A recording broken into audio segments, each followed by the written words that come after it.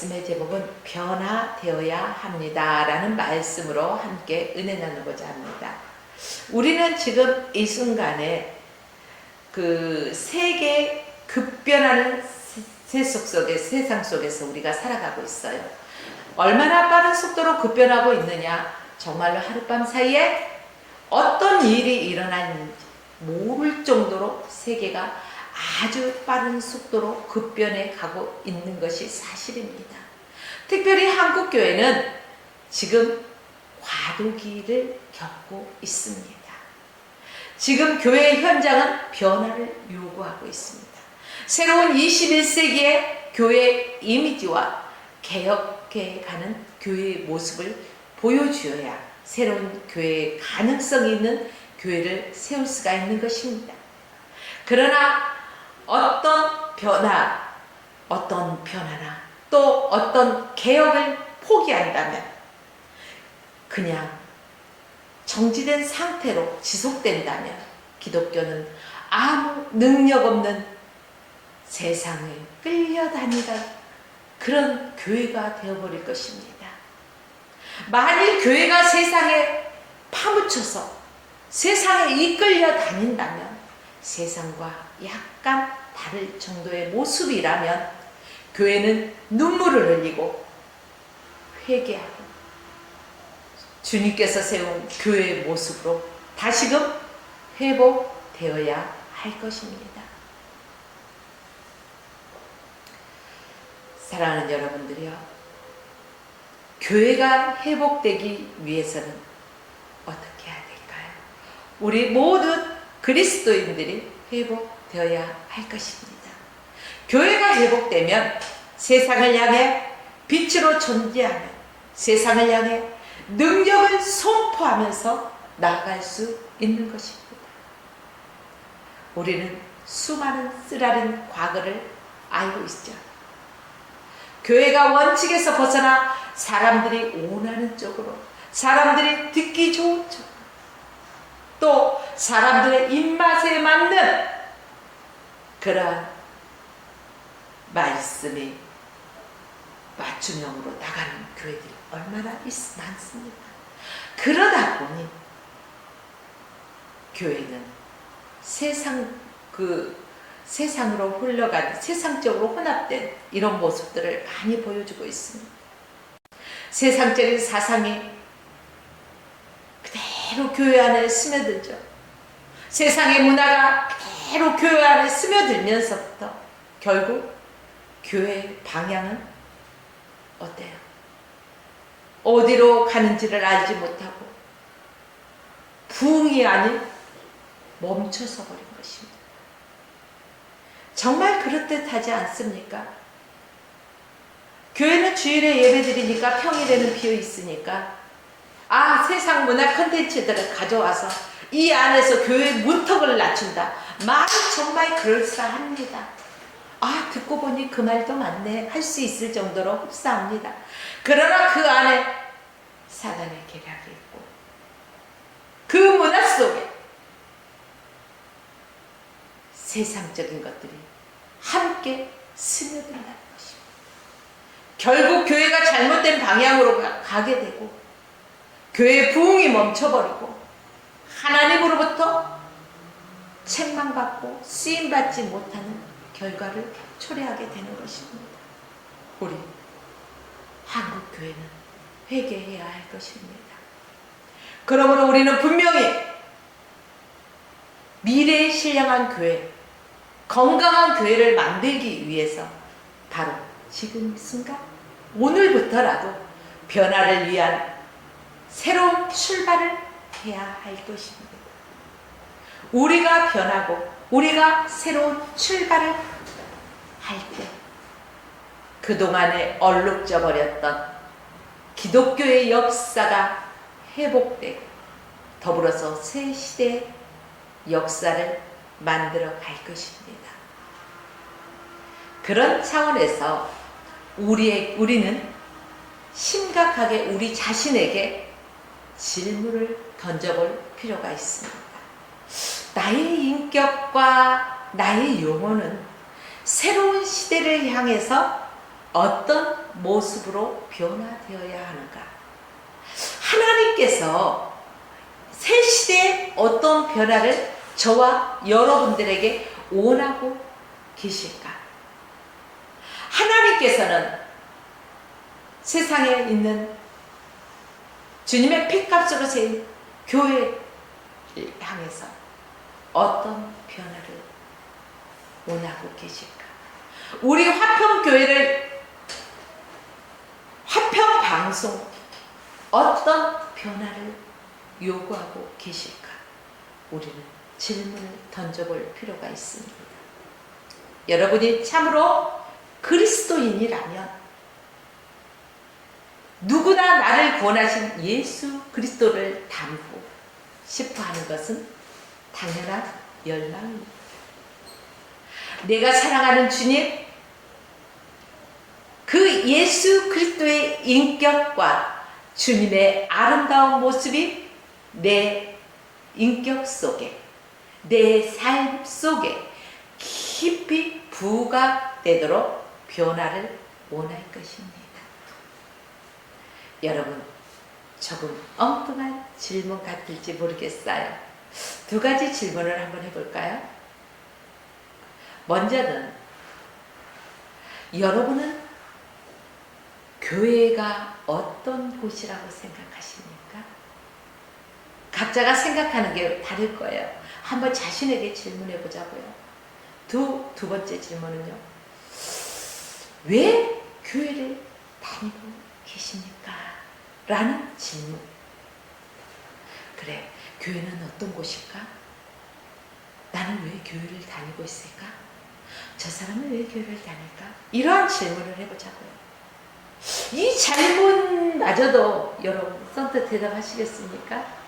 어떻게 보면 참 쉬운 질문이에요. 그러나 누군가가 갑자기 질문을 한다면 아마 선뜻 대답하기 어려운 질문이 아닐까 싶습니다. 정답은 뭘까요? 여러분, 뭐가 정답일까요? 혼란스럽죠? 전자의 질문이든 후자의 질문이든 정답은 예수 그리스도를 닮아가는 것입니다. 예수 그리스도를 닮아가는 삶. 교회도 예수 그리스도를 닮아가야 되는 것이고, 우리 모습도 예수 그리스도를 닮아가야 하는 것입니다. 그래서 우리는 교회에 나와서 하나님의 백성들이 이곳은 모이는 곳이에요.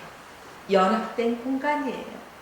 이곳에서 함께 주님을 찬양하고 주님을 경배하면서 하나님이 주시는 말씀, 강단에서 흘러넘치는 주의 말씀, 사람의 소리로 듣는 것이 아니라 주의 음성으로 듣고 그 말씀을 아멘할 때 성령께서 모든 것을 이끄실 것입니다.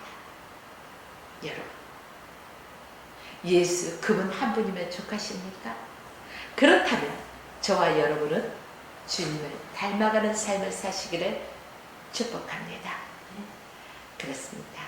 예수 그리스도를 닮아가는 것, 바로 교회는 이 작업을 하고 있는 곳입니다. 여러분, 하나님께서 우리 교회에 어떤 큰 성장, 화평교회 어떤 큰 성장과 큰 부흥을 최고의 사역이라고 말씀하실까요? 아니, 좀 더 폭을 넓혀볼게요. 화평교회뿐이 아니라 우리 지구상에 있는 교회가 정말로 성장하고 부흥하는 게 하나님의 사역입니까? 물론 그렇다고 할 수도 있겠지만 주님이 진정 원하시는 것은요, 그 외적인 부흥보다는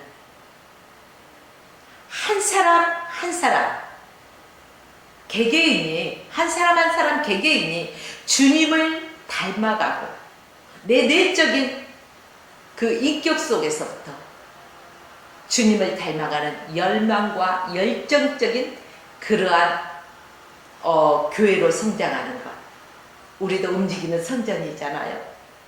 그것이 하나님의 뜻이라고 감히 말씀드릴 수 있습니다. 야곱 하면은 여러분은 무엇부터 떠오르십니까? 야곱. 저는 그래요. 참 이기적이었어. 욕심도 많았어. 경주에서도 뭐했어도 지고 싶지 않는 사람. 양보도 없어. 그러니까 형에서가 그 엄마 태중에서 나올 때요, 그 발뒤꿈치를 잡고 막 내가 먼저 갈 거야 뭐 이런 식으로 하지 않았을까. 성경에는 그건 없죠. 그냥 발뒤꿈치를 잡고 따라 나왔다. 그래요. 아주 탐욕이 많죠. 에서에게 팥죽 한 그릇도 그냥 주는 법이 없어요. 형, 이 팥죽이 먹고 싶어? 그럼 그 대가를 지불해야지.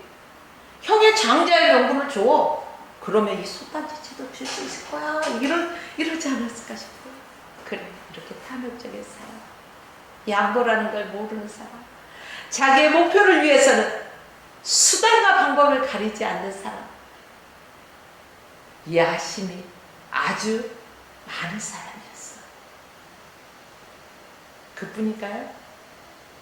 야곱 그러면 또 속이고 사기치고 또 도망가는 도피하던 사람이라고 우리가 야곱을 함축시켜서 설명할 수 있잖아요. 그래요. 그러던 야곱에게 어떤 변화가 일어났을까요? 이 질문의 해답을 얻기 위해서는 우리가 그 야곱의 마지막 부분이 기록된 성경 창세기 43장을 객관적으로 한번 조명해 볼 필요가 있습니다. 그는 분명히 변화되었다는 것을 우리는 알 수가 있습니다. 이것은 야곱이 이처럼 도둑, 사기, 도피, 야망했고 자기의 그 유익을 위해서는 수단과 방법을 가리지 않았던 이러한 야곱이 변화할 수 있었던 것은 하나님의 승리였다는 것입니다. 하나님은요, 그러한 야곱이라 할지라도 결코 포기하지 않으셨어요. 우리 사람들은 그래요. 전도를 하러 가서 몇 번 복음을 전합니다. 예수 믿으세요. 하나님은 당신을 사랑하십니다. 그쵸? 예수 믿으면 구원받습니다. 그러다가 그 상대가 복음을 받아들이지 않아 몇 번 해보고 나면은 에휴, 그리고 뭐합니까? 포기라는 것을 할 때가 있어요, 없어요? 있잖아요. 그런데요, 오늘 말씀을 준비하다 보니까 이러한 야곱, 변화되지 않을 것 같은 야곱에게도요, 하나님은 결코 포기하지 않으셨더라고요. 끝까지 그렇게 고집스러웠던 야곱에게도요, 주님의 사랑으로 주님께서 기대하고 계속해서 지속적으로 야곱에게 찾아오시고 다가오셨어요. 기회를 주셨어요. 그 삶 속에서 주님이 늘 일하셨습니다. 이것이 하나님이 하신 일이에요. 저와 여러분들도 전도 방법 중에 보면은 뭐 고구마 전도 있잖아요. 익었나 안 익었나 찔러보고 안 익었으면은 계속해서 복음을 또 전하고 중간중간 한 번씩 찔러보잖아요. 익었나 안 익었나. 근데 우리가 포기하지 않으면, 때가 되면 모든 기도는 응답을 받습니다. 사랑하는 여러분들이요, 하나님께서 바로 야곱을 포기하지 않으시고 끝까지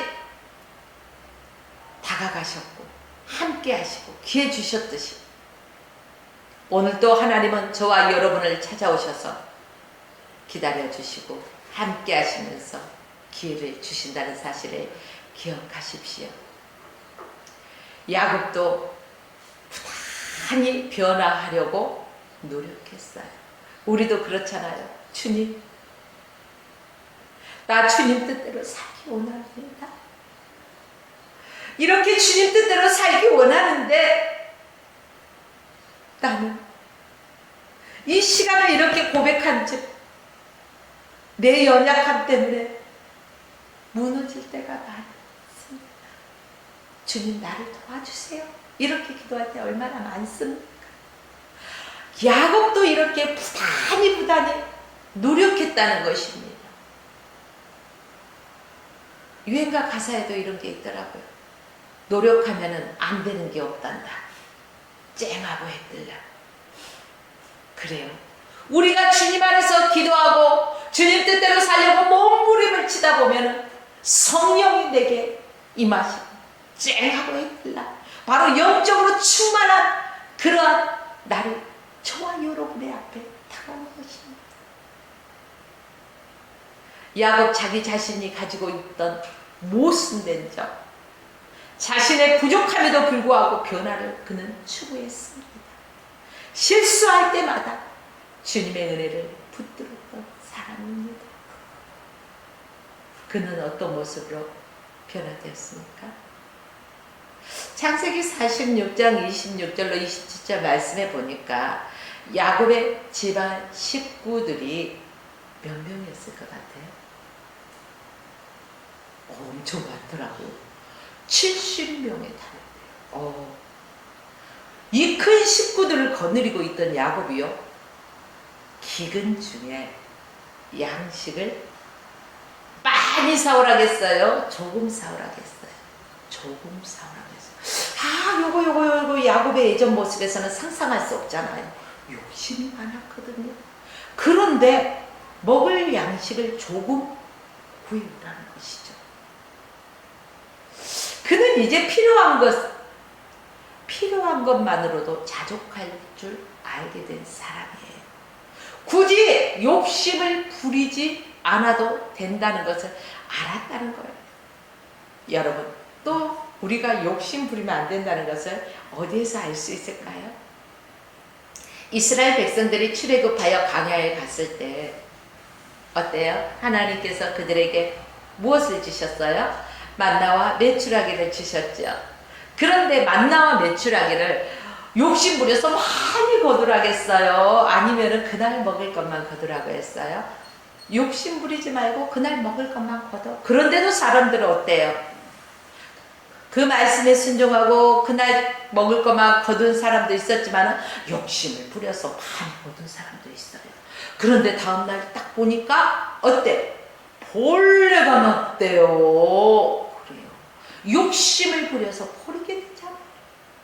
그 야곱도 보니까요, 이 변화되어진 후에는 욕심을 부리지 않더라고요.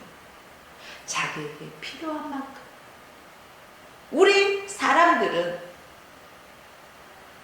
내게 없어도 되는 것까지, 요만하면 되는데, 조금만 더 줘, 조금만 더 주라니까. 어때요? 요거 하나만 더 줘. 시장에 가서도, 특히 주부님들 깎은 데다가 하나 더 주라니까 하면서. 그래요. 욕심이죠. 필요한 만큼 자족할 줄 아는 변화된 인격으로 야곱이 변화되었듯이 저와 여러분들도 주님 주신 것 안에서 자족할 줄 알아야 할 것입니다. 이러한 야곱이 이렇게 변화되었죠. 남이 가진 것을 부러워하고 자기 가진 것에 대해서 불평과 원망을 하는 사람 있어요, 없어요? 있어요. 그는 어떻게 되어야 될까요? 반드시 변화되어야 할 것입니다. 변화되어야 한다고. 야곱은 이제껏 욕심에 이끌려 살았던 사람이었어요. 그런데 그의 인생의 석양이라는 것은요, 해가 동에서 떠서 서로 기울듯이 우리 노년을 뜻하는 것입니다. 인생의 석양에서 더 많은 것을 손에 쥐기보다는 이것이면 족하다고 필요한 것만을 살게 되는 이러한 곳까지 변화된 것입니다. 우리에게 필요한 것은 세상적인 것에 대한 욕심이 아니라 신앙에 대한 욕심이에요. 일부 예배에서 우리 황정열 목사님 그러더라고요. 세상적인 것에 대해서 욕심을 부려야 되나요? 그 스타일 할게요. 하나님에 대한 것에, 신앙에 대한 욕심을 부려야 할까요? 여러분 스스로 답해 보십시오. 저는 신앙에 대한 욕심을 부려라, 이렇게 말씀드리고 싶습니다. 여러분, 하나님께 대한 욕심이 저와 여러분에게는 필요합니다. 야곱도 마음속으로 정직하지, 아니요, 야곱도 마음속에 그 마음이 성숙하지 못했을 때 어땠어요? 하나님보다는 세상 것이 더 커보였어요. 내가 가진 것보다 당신들이 가진 것들이 더 커 보였어요. 육신의 것이 영적인 것보다 육신적인 것이 더 눈에 크게 보였던 거예요. 이러던 야곱이 변화되었다는 것입니다. 이러던 야곱이 창조의 하나님, 나와 함께 하시는 하나님을 발견했어요. 그 이후에는요, 세상적인 것에는 별로 관심이 없어졌다는 거예요. 그래, 주님 주신 거 이것으로 만족해. 주님 한 분이면 되는데 내가 저 사람보다 조금 덜 가졌는 게 뭐가 그리 불만일 수가 있겠어? 주님이 나와 함께 하시는 영적인 부자가 되었다는 것입니다. 이렇게 야곱이 변화되었어요. 야곱이 변한 더 적극적으로 하나님을 신뢰하는 사람이 되었다는 것입니다. 바로 야곱은 전능자, 바로 전지전능하신 하나님을 신뢰하는 사람. 어떻게 할 수 있을까요? 창세기 43장을 보면은 그의 아들들 중에 시므온이라는 아들이 있었어요. 근데 기근이 들었을 때 애굽에 양식을 사러 보냈잖아요. 그때 시므온은 어때요? 도둑질했다는 그러한 누명으로 인해서 잡혀 있잖아요. 애굽 땅에 잡혀 있어요. 이 소식을 들은 야곱은 이렇게 말해요. 그의 전생에 걸쳐 보면은요, 처음 있는 말이에요. 뭘까요? 전능하신 하나님을 고백하고 있는 말을 야곱이 처음으로 한 때가 바로 이때라는 것입니다. 창세기 43장 14절 말씀에 보니까요, 전능하신 하나님께서 그 사람 앞에서 너희에게 은혜를 베푸사 그 사람으로 너희 다른 형제와 베냐민을 돌려보내기를 원하노라. 내가 자식을 잃게 되면 이르리로다. 이렇게 전지전능하신 하나님을 신뢰하는 모습을 볼 수가 있습니다. 하나님께서 애굽의 총리죠. 야곱 요셉이, 근데 자기 아들인지 모르잖아요. 잃어버렸던 아들인지 몰라. 그래서 그 총리 앞에서 하나님께서 너희들에게 은혜를 베풀 것이니까 너희들 걱정하지 마. 하나님께서 그 다른 형제와 베냐민까지 함께 돌려보낼 거야. 그러니까 걱정하지 마. 만약에 하나님이 그리 아니하실지라도 너희들 믿음으로 나가라는 거예요. 이것이 바로 야곱의 변화된 모습이라는 것입니다. 하박국에서도 보면요, 그리 아니하실지라도 나는 주님께 감사한다는 거예요. 그런데 우리는 우선순위가 바뀌어서 하나님이 요것 해주면 요것 할게요. 주께서 먼저 행하시면 그거 보고 내가 할까 말까, 이건 믿음이 아니에요, 여러분. 믿음이라는 것은 주께서 그리 아니하실지라도 나는 주께 감사하면서 믿음으로 바라보면서 나가는 거예요. 이게 야곱의 변화된 모습 속에 자식을 잃게 되더라도 하나님을 신뢰하는 믿음이 있었다는 거예요. 그는 어머니의 태중에서까지도 소두에서 말씀드린 바 형 에스테 팔뚝꿈치를 잡고 따라 나올 정도로 태중에서도 양보하지 않으려고 안간힘을 썼던 사람이었어요. 또 라헬이란 여인이 아리따워 보여서 그 여인을 얻기 위해서 7년의 세월도 정말로 희생했던 사람입니다. 이제껏 야곱의 인생 사전에서는요, 양보라는 단어가 찾아볼 수가 없었어요. 그러던 야곱의 인생 사전에 없었던 일이 일어나는 거예요. 자식을 어떻게 이러던 야곱이 포기할 수 있겠어요? 변화되지 않는 야곱의 모습 속에서는 결코 자신을 포기할 수 없었던 모습이에요. 그러나 변화된 야곱의 모습 속에서 잃게 되면 잃으리라. 이것이 포기 같죠? 그러나 여러분, 실상 더 깊이 우리가 성경에 들어가 보면요, 야곱의 포기가 아니라 전지전능하신 하나님을 신뢰하는 믿음이었던 것입니다. 오늘날 저와 여러분도 하나님을 신뢰하고 나아가는 그러한 강하고 담대한 믿음이 필요한 시대에 저와 여러분이 살아가고 있는 것입니다.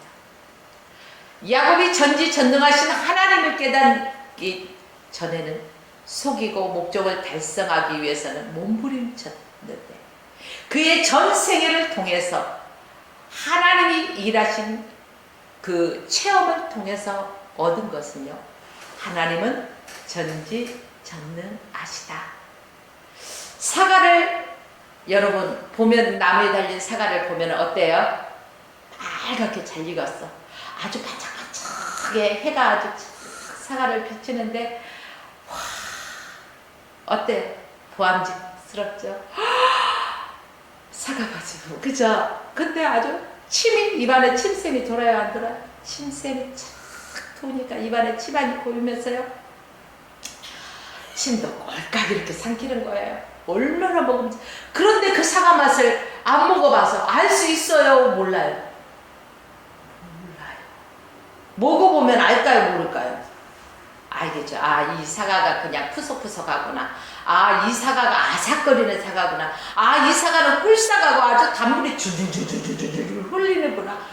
우리가 먹어봐야 맛을 알 거 아니에요. 이처럼 하나님의 역사하심을 경험해보지 못하는 사람은요, 아무리 들어도 몰라. 그래서 전도할 때 어떻게? 사람의 지혜로 하지 아니하고 성령에 이끌려서 해야 되는 거예요. 와 보라. 뭐 구차한 설명 없어요. 일단 와 봐. 그러면 말씀을 통해서 성령께서 강타하시면은 그 사람이 변화되는 것입니다. 바로 야곱 같은 사람도 주님의 그 성령을 통해서, 주님의 일하심을 통해서 그가 전능하신 하나님을 경험하고 알게 되는 것입니다. 그렇습니다. 우리들도 이처럼 마찬가지라는 거예요. 내가 주님의 사람으로 변화되어야만이 새 사람으로 살아갈 수 있는 것입니다. 새 인생을 살아가는 것은 전능하신 하나님을 체험하는 거예요. 그래서 우리는요, 체험적인 신앙이 흔들리지 않고 견고하다 이렇게 말을 하곤 합니다. 먹어봐야지 맛을 알듯이 성령 체험을 해봐요. 하나님의 은혜를 받아본 자만이 그 은혜를 안다는 거예요. 사랑하는 여러분들이요, 새 시대에 많은 변화와 어려움이 있다고 하여도 우리는 두려워하지 않는 것은 뭘까요? 무엇 때문에 두려워하지 않으십니까? 주께서 나와 함께 하시기 때문에 나는 두렵지 않습니다. 어린아이가 어깨들 형님 앞에 지나가면서도요, 쫙 막 힘있게 다니잖아요. 왜 그럴까요? 나의 아버지가, 나의 엄마가 함께 하기 때문에 그렇잖아요. 저와 여러분들도 이렇게 강하고 담대하기를 원하시는 하나님의 마음이 뭘까요? 아버지, 나의 하나님 아빠가 나와 함께 하시기 때문에 여러분들과 함께 하시기 때문에 주님께서 말씀하십니다. 강하라 담대하라 내가 세상을 이겼노라 이렇게 말씀하십니다. 그렇습니다. 주님은 우리를 늘 도와주셔요. 눈에 보이지 않는 공기처럼 우리의 눈에는 보이지 않지만 늘 나와 함께 하심을 믿으십시오. 그리고 그 전지전능하신 하나님께서 나와 함께 하시기 때문에 여러분 어느 곳에서든지 그리스도인이라는 것을 부끄럽게 생각하지 마시고 나는 하나님의 자녀야 라고 밝히십시오. 음식 앞에서도요. 남이 보니까 기도도 하고 먹고 아니요 이러면 안 돼요. 분명하게 주신 것에 대한 하나님께 감사할 줄 아는 매 순간순간 감사할 수 있는 저와 여러분의 삶이 되어야 할 것입니다. 좀 더 야곱의 그 변화를 깊이 추적해 보면은요, 우리 변화되어야 할 부분들을 구체적으로 볼 수가 있게 됩니다. 그는 영적인 사람으로 변해가는 것을 우리가 보았습니다. 목적만 달성해서 목적을 달성하기 위해서 광분하며 살던 야곱의 그 젊은 시절 인생의 눈먼 인생, 그동안의 눈먼 인생을 살아왔던 야곱의 모습을 봅니다. 저희들도요, 이 나이가 되면은요, 뭐 많다면 많고 적다면 적겠지만은 인생의 그 걸어왔던 길을 되돌아보면은요, 야, 내가 그때 왜 그랬을까? 참 철없었구나. 이런 생각을 해봅니다. 저도 우리 시어머니가 늘 이렇게 막 그 열이 많으셨어요. 그래서 겨울에도 반팔을 입고요. 막 얇은 이불을 덮고 주무시고요. 맨날 보면은 인삼을 갈아서 생각하고 드시고 또 이렇게 그런 것들 꿀 생각하고 이렇게 재워서 드시고 이러더라고요. 그래서 어머니는 뭘 그렇게 몸에 좋은 것만 그렇게 챙겨 드시고 그렇게 열이 많으세요? 우리는 추운데 이런 소리들을 해봤었거든요. 근데 제가 이 나이가 돼서 갱년기라는 것을 알고 나니까요, 뭘 먹어서 더운 게 아니라 온도를 재면은 체온을 재면은 똑같은데 뭘 먹지 않았어도 확 달아올리는, 나만이 느끼는 그 열감 때문에요. 겨울에도 반바지를 입게 되고요. 아우 더워. 겨울에도 선풍기를 찾게 되고 이런 모습으로 되더라고요. 인생이 길에서 인생을 살아오면서 우리가 인생을 되돌아보면은요, 참 내 젊었을 때의 모습 철부지였다. 내가 이랬을 때 우리 부모님이 얼마나 마음 아프셨을까. 아이고 철딱선이 없는 거, 너도 시집가서 얘나 봐라. 그러면 애미 마음을 알 것이다. 이러한 소리들이 어르신들이 할 때 그것이 무슨 대단한 일이라고, 뭐 그 시대를 안 살아봤으니까 모르잖아요. 근데 살아보니까 그래요. 이렇듯이 야곱의 변화되지 않는 인생과 야곱의 변화된 인생의 차이는요, 엄청납니다. 사랑하는 여러분들이요, 우리가 예수를 알지 못하고 우리 육적인 것에 치중했던 삶이 바로 야곱의 젊은 시절과 같이 인생의 눈먼 인생, 눈뜬 봉사라는 소리를 들어보셨나요? 그런 삶을 살지는 않았나, 우리 스스로를 점검해 보아야 할 것입니다. 창세기 48장을 보니까 요셉의 아들들에게 야곱이 축복하는 장면이 나와요, 안 나와요? 나오잖아요. 근데 야곱이 자기의 오른손을 요셉의 장자가 아니라 차자에게, 왼손을 장자에게 엇갈려서 축복을, 아버지 이것은 옳지 않아요. 이쪽이 장자고요, 이쪽이 차자잖아요. 아버지 이러면 안 돼. 그때 야곱이 뭐라고 해요? 아버지가 그때 나이가 많고 그래서 눈이 시야가 흐려져서 그런 줄 알고 이제 그러는 거예요. 근데 나도 안다 알어. 아들아 나도 알어. 그런데 하나님께서 장자도 축복하실 것이야. 그러나 하나님께서는 이 작은 아들을 더 크게 사용하실 거야. 하나님의 뜻은 이 작은 아들에게 있어. 이렇게 아버지 야곱이 요셉에게 말해주는 것입니다. 여러분, 이처럼 하나님의 뜻을 알았을 때와 하나님의 뜻을 알지 못했을 때는 하늘과 땅과 차이가 크듯이 엄청난 차이가 있다는 거예요. 하나님을 알았을 때 사랑하는 아들이 뭐라고 하든 하나님의 뜻을 이루어 드리기 위해서 외치고 있는 야곱의 모습입니다. 아들이 아무리 장자에게 손을 얹으라 해도 하나님의 뜻대로 나가는 야곱, 바로 아버지였죠. 영적인 사람으로 그는 변화되어진 인생의 모습을 보여주었습니다. 우리는 인생을 살아가면서 뭐라고 말해요? 꽃보다 시들었다, 사람 늙었다, 이렇게 말하죠. 그러나 예수 믿고 나서 우리는 그 표현을 조금 시적으로 표현을 해요. 사람 귀에 듣기 좋게 표현, 뭐라고 해요? 늙어가는 것이 아니라 익어가는 거야. 인생은 익어가는 거야.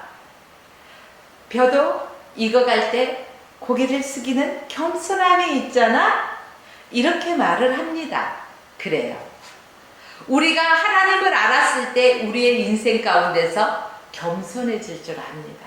전에는 내 주먹을 믿고 내 자아를 앞세우고 내가 가진 부와 명예와 권력을 믿고 외쳤던 사람들도 하나님을 만나고 나면 그게 다 뱃설물과 같이 여겨진다는 거예요. 영적으로 사람으로 사는 변화된 인생의 모습이 그렇습니다. 더 큰 변화는 영적인 능력이 더 강해지는 야곱의 모습 속에서 나타납니다. 비록 겉사람은 썩어져가고 무력해가고 늙어가잖아요. 익어가잖아요. 그런데 속사람은 어때요? 더 빛나고 더 투명해지고 맑아진다는 거예요. 이게 야곱의 인생이에요. 요즘 보면은요, 성형외과가 그 어떤 것보다 돈을 많이 벌어요. 왜 그럴까요? 자, 겉사람은 자꾸 늙어가요. 그래서 겉사람의 늙어가는 모습을 보고 자꾸 세월을 돌이키려고 외적인 모습만 치장하면은 남들이 보여지는 것만 겉포장만 아름다우면 속까지 예쁜 줄 알고, 그러나 우리가 겉포장이 거대하고 멋진 포장인데 포장지를 뜯어봤을 때 실망한 경우 있어요, 없어요? 있잖아요. 근데 반대로 볼까요? 포장지는 별로 보잘것없는데 속을 뜯어봤는데 하고 놀랄 때가 있어요, 없어요? 쉽게 표현하자면 이거예요. 우리 겉사람을 아무리 성형을 하고 막 지방도 막 흡입도 해서 막 아주 무뚱뚱한 사람 날씬하게 만들고 뭐하고 막 고치고, 들어갈 땐 이렇게 했는데 나올 땐 이렇게 하고 나올 정도로 이런 경우도 있잖아요. 그 사람 속까지 아름다워지나요? 젊어지나요? 아니라는 거예요. 야곱의 인생을 보니까 그 인생의 석양에 속은 더 영적인 것으로 채워졌을 때, 영적인 능력이 강해질 때 그 사람이 투명해졌다는 거예요. 빛났다는 거예요. 우리들도 남이 보여지는 세상에서 보는 세상의 기준에 맞춰서 보기보다는 하나님이라면 나를 어떻게 바라보실까? 코람되어 하나님 앞에 서서 늘 하나님의 말씀에 자신을 비추어 보는 그러한 삶을 살아가야 할 것입니다. 여러분, 인간은요, 늙으면은요 주름 생기는 것은 당연한 거예요. 자연적인 현상이에요. 중력에 의해서요 자꾸 밑으로 처지는 거예요. 그래서 우리가 가끔 물구나무 서면은요 좋다는 게 그 거꾸로 하면은 쳐졌던 게 올라가니까 물구나무도 좋대요. 여러분 너무 외적인 것만 치장하기보다는 내 내적인 영성을 쌓기 위해서 여러분들이 더욱더 이 여름에 주의 말씀에 집중하십시오. 창세기 48장 21절을 보면은 알게 됩니다. 그의 유언, 누구의 유언이에요? 야곱의 유언을 우리는 볼 수가 있어요. 야곱이요, 나는 죽으나 하나님이 너희와 함께 계시다 너희를 인도하사 너희 조상 땅으로 돌아가게 하시려니와. 그래요. 인생은 죽으면은요 이 육신은 한 번은 죽죠. 그러나 그 자손들에게 너희가 비록 지금 이 애굽 땅에서 출세를 했어. 애굽의 총리니까 출세했잖아요. 왕보다 왕 바로 아래인데 어디 더 올라갈 데가 있겠어요. 그 나라에서 바로 왕을 제외한 나머지 제일 높은 자리인데 그 나라를 그 높은 권력 자리에서 떠나고 싶겠어요? 안 떠나고 싶겠어요? 육적인 생각을 가지고 있다면 아마 머물러 있고 싶을 거예요. 그러나 아버지는 야곱은 뭐라고 말을 하고 있습니까? 유언에서 나는 죽으나 하나님이 너희와 함께 하시사 너희를 인도하여 너희 조상의 땅으로 돌아가게 하시려. 하나님이 약속하신 땅으로 돌아가는 거예요. 여기에 머물러 육적인 것에 머물러 있지 말라는 것입니다. 내가 여기가 좋사오니 하지 말라는 거예요. 늘 하나님의 뜻대로 하나님의 부르심에 의해서 우리는 저 십자가의 표대를 향해 우리는 다른 박질에 나가야 한다는 것입니다. 믿음으로 나가야 한다는 것입니다. 믿음의 경주에서 우리는 뒤로 쳐져서는 안 된다는 것입니다. 경주장에 가보십시오.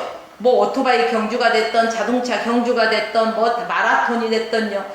그 경주하는 사람들의 모습을 보면요 한 가지 공통점이 있어요. 뒤돌아보지 않고 목적지를 향해서 달려간다는 거. 우리가 좌로나 우로나 치우치면서 바라볼 때 사단은 그 틈을 노리는 거예요. 틈을 주지 말아야 되는 거예요. 십자가의 표대만 향해서 다른 박제에 나가라는 거예요. 누구를 바라보고? 집사님, 권사님, 장로님을 바라보면 안 돼요. 목사님을 바라봐도 안 돼요. 왜요? 이들도 인간이기 때문에 실수를 하기 때문이에요. 그러면 실망을 하게 돼요. 아, 믿었던 누가 믿는 도끼에 발등 찍혀서 그런 소리 마시고 믿음의 본 대신 예수를 바라보고 나가십시오. 예수를 바라보고 나갈 때 흔들리지 않습니다. 여러분, 이러한 야곱의 유언, 자손들의 성공한 땅에서 응거할 것을 원하지 않았습니다. 애굽의 영화로운 그것에 만족하는 삶을 원하지 않았다는 것입니다. 나도 안다. 주께서 너희들을 다시 시온의 땅으로 돌이킬 것이야. 이것이 고향이기 때문에 너희들은 반드시 돌아가야 돼. 우리 찬송가 있잖아요.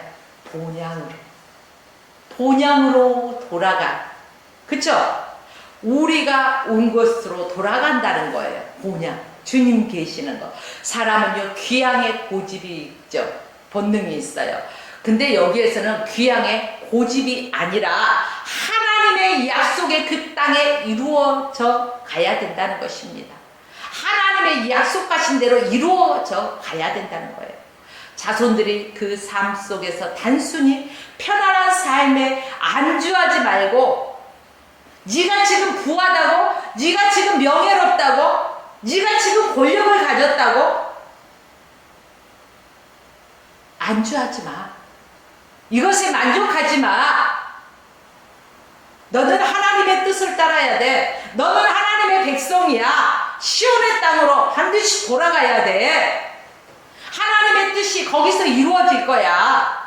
하나님의 뜻을 먼저 생각하는 거예요. 인생 말년에 더 환하게 비춰오는 영적인 통찰력이 생겼어요. 야곱이. 여러분, 우리가 10년 전이나 20년 전이나 지금이나 어린아이 같은 신앙이면 안 된다는 거예요. 하나님 마음이 아파요. 자녀가 성장해야 될 때 어린아이가 태어나면은 응애응애하고 울 때가 있고 또 뒤집을 때가 있고 앉을 때가 있고 걸음마를 할 때가 있고 달릴 때가 있는 거예요. 이게 성장이에요. 이렇듯이 우리의 신앙도 성장해야 된다는 것입니다. 성숙해져야 가야 된다는 거예요. 어떻게 성숙할까요? 자꾸 하나님의 말씀을 사모해야 돼요. 그 얼굴을 구해야 되는 거예요. 누구의 얼굴? 영의 얼굴? 순이 얼굴? 철이 얼굴? 아니요. 하나님의 얼굴을 구해야 되는 거예요. 주님의 뜻을 구해야 되는 거예요. 이럴 때 우리가 영적으로 성장하고 우리가 영적으로 성장할 때는요. 우리의 그 영적인 통찰력이 생기는 거예요. 성령 안에서. 사랑하는 여러분들이요. 우리 인생 말년에 우리가 한 해 한 해 세상적인 나이가 먹어가면 먹어갈수록 우리 영적인 것도요. 더욱더 성숙해 나가기를 원합니다. 사랑하는 성도 여러분, 지금 세계는 어떻게 한다고 했죠? 이제 말씀을 정리하는 거예요. 급변해 가고 있다고 했잖아요. 이럴 때 이 변화 속에 교회도 함께 변해야 되는 거예요. 진정한 교회의 변화는 나 자신의 변화부터 시작됩니다. 나로부터 시작되리. 맞죠? 누구도 안 하는 데가 아니라 나로부터. 아유, 오늘 기도하자고 오라겠는데 아무도 안 왔네? 그리고 휙 가버리는 사람이 있는가 하면 누가 오든 안 오든 약속한 시간에 나와서 예배당에서 내 자리를 지키면서 기도하는 그 모습을 하나님이 보고 계셔요. 집중해서 보고 계셔요. 그래, 개똥이 소똥이 말똥이는 안 나왔어도 너는 이 자리에 나와서 나의 은총을 구하는 자구나. 내가 내게 무엇 해주기를 원하느냐? 주님이 그러실 거예요. 사랑하는 여러분들이요. 알파는 뭘까요? 우리는 알파와 오메가 대신 하나님을 믿잖아요. 처음과 끝 되시는 하나님. 그래요. 알파는 시작을 의미하고 있습니다. 시작을 잘하면은요, 목표 달성도 할 수가 있습니다. 그래서 우리 엄마가 옛날에, 완두콩 같은 거 까서 밥을 해 먹으면 참 맛있잖아요? 한 자루씩 이렇게 거실에다 갖다 놓고 까. 이렇게 또 비 오는 날이면 같이 까면서, 아, 엄마, 이 많은 거 언제 까? 그러면서 입이 대빨 나와. 그럼 엄마는, 야, 세상에 눈같이 게으른 거 없다. 눈은 그것을 보고 벌써 언제 다 해. 게으른 소리를 하게 하는데. 손같이 빠른 것이 없다. 아무리 그거 하다 보면, 많다고 해도 하다 보면은 금방 다 된다. 엄마는 이런 말을 하셔요. 이렇듯이 시작이 반이에요. 시작이 반. 우리가 변화되기 위해서 우리가 시작할 때, 무언가를 시작할 때 그 결단 안에 성령께서 함께 하시고 성령께서 인도하셔서 우리가 하나님의 뜻대로 변화되는 그러한 삶을 살아가기를 원합니다. 그래서 우리 하평교회 성도 여러분, 하평방송 시청자, 애청자, 성도 여러분, 우리 모두는 변화되어진 인생을 살아가기를 원합니다. 변질은 나쁜 쪽으로, 부정적으로 되는 거예요. 그러나 변화는 좋은 방향으로 흘러가는 것입니다. 저와 여러분들은 바로 야곱이 변화되었듯이 그가 인생의 석양 또 인생의 말년에 영적인 통찰력이 생기고 더욱더 하나님을 신뢰했듯이 저와 여러분들도 시간이 흐르면 흐를수록 해가 가면 갈수록 더욱더 영적인 통찰력이 생기고 더욱더 하나님을 신뢰하는 믿음의 승리자가 되시길 주의 이름으로 축복하며 말씀을 마칩니다.